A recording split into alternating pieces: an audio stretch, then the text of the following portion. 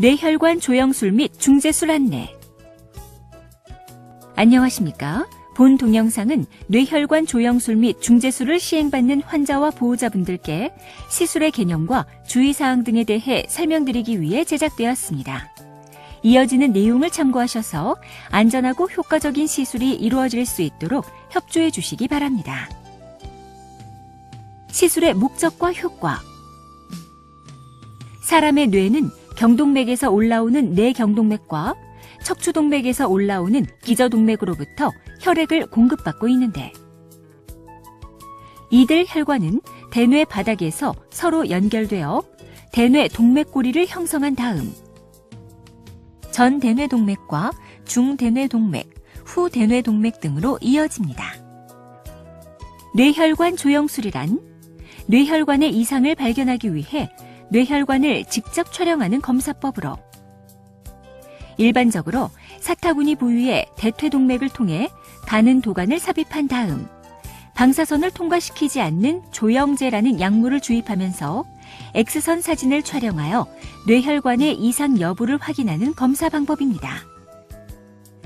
뇌혈관 조영술을 시행하면 뇌혈관의 형태를 직접 관찰할 수 있기 때문에 뇌동맥의 일부가 풍선처럼 부풀어 있는 뇌동맥류나 동정맥 기형이나 동정맥류 등의 혈관 기형, 모야모야병이나 일부 뇌종양 등을 정확히 진단하고 이에 대한 적절한 치료 대책을 세울 수 있습니다.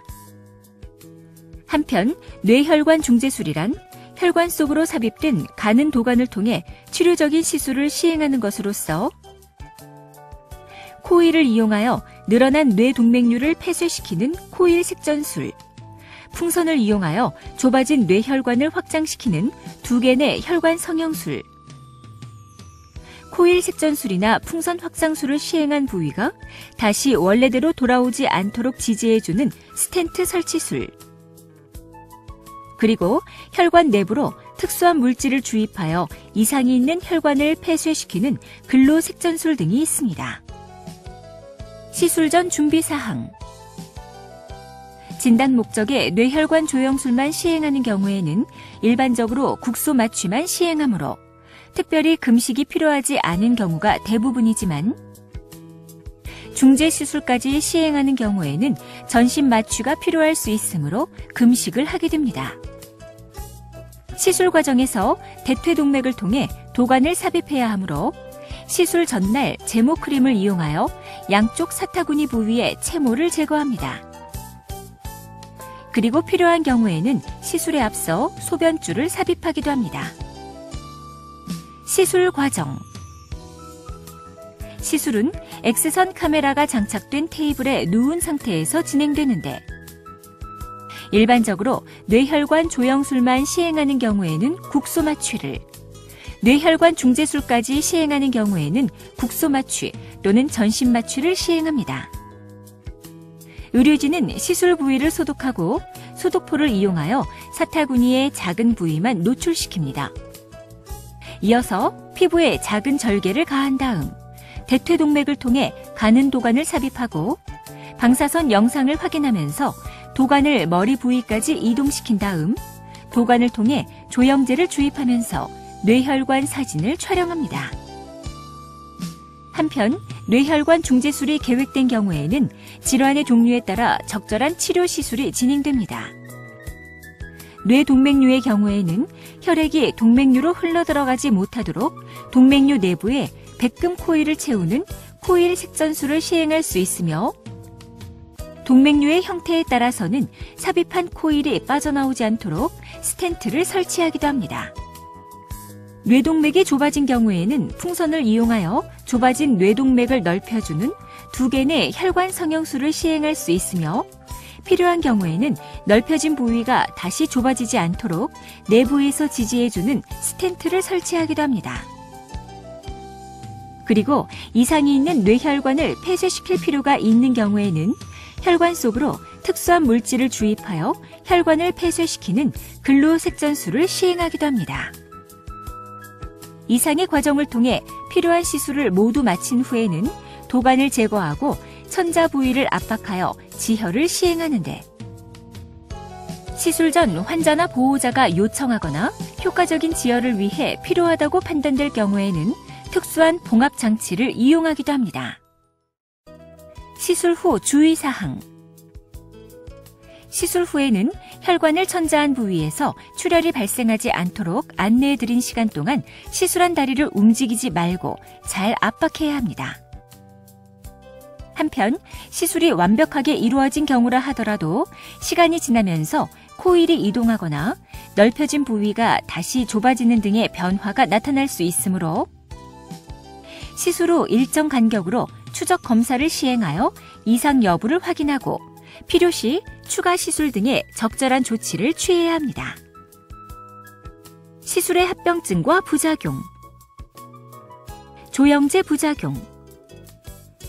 뇌혈관 속으로 조영제를 주사할 때 일시적으로 얼굴에 화끈거리는 증상이 느껴질 수 있으나 대부분 시간이 지나면서 저절로 호전됩니다.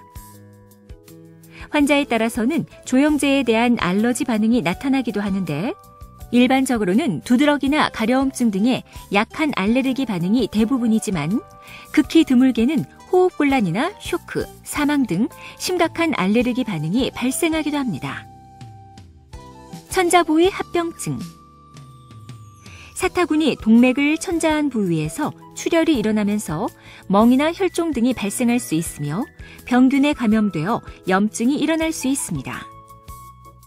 시술 실패. 환자에 따라서는 시술 부위까지 도관을 삽입하는 것이 불가능하여 시술을 시행하지 못할 수 있습니다.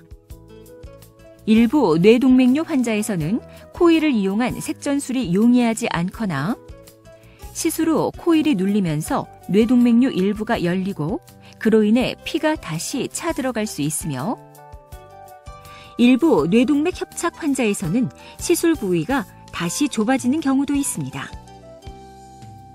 이처럼 시술에 실패하는 경우에는 추후에 다시 시술을 시행하거나 개두술을 통한 치료를 고려해야 합니다. 뇌혈관 급성 혈전 및 색전증. 드물지만 시술 과정 또는 시술 후에 혈관 내부에 혈전이 생길 수 있으며 혈전이 이동하여 뇌혈관을 막는 색전증이 발생하면서 뇌경색이 초래될 수 있습니다. 이러한 경우에는 약물을 투여하여 혈전을 녹이는 혈전 용해술 등이 시도될 수 있는데 뇌경색 부위가 광범위한 경우에는 이로 인한 장애나 사망 등 심각한 합병증이 초래되기도 합니다. 혈관 손상, 동맥류 파열. 드물지만 도관이나 코일에 의해 혈관이 손상되면서 혈관이 박리되거나 동맥류가 파열될 수 있으며 이러한 경우에는 수술적 치료가 필요할 수 있습니다. 기타 합병증, 국소마취 또는 전신마취로 인한 합병증이 나타날 수 있으며 시술 과정에서 조사된 방사선으로 인해 일시적인 탈모가 발생할 수도 있습니다. 시술을 시행하지 않을 경우 및 다른 진단, 치료 방법.